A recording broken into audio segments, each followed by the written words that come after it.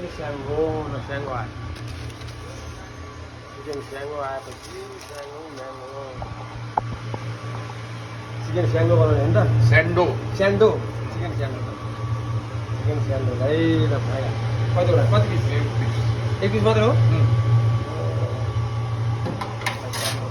कति थियो ए दुईमा 6-7 मिनट दुई हानी 7 मिनट हुन्छ ए 7 मिनट अटोमेटिक ए 7 मिनट पछि अटोमेटिक हुन्छ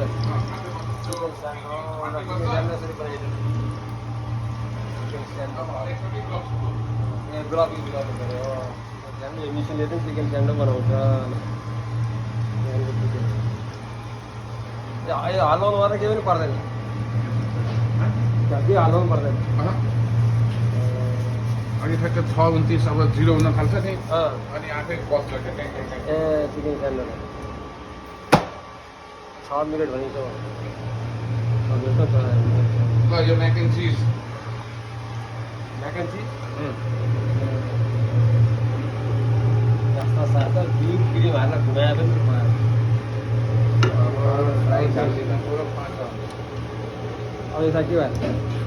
पोटेटो आलु ए आलु हाल्नु त आलु फ्राई जोखेर कति ग्राम ग्राम 6-5 ग्राम सक्दैन यो चिसो हुन्छ नि त यसलाई कति हुन्छ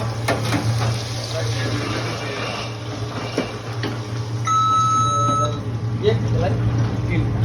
3 मिनट 5 पनि त्यसको ठ्याक्कै डबल हुन्छ एउटा 3 3:30 अनि चिकन विङ्स हुन्छ नि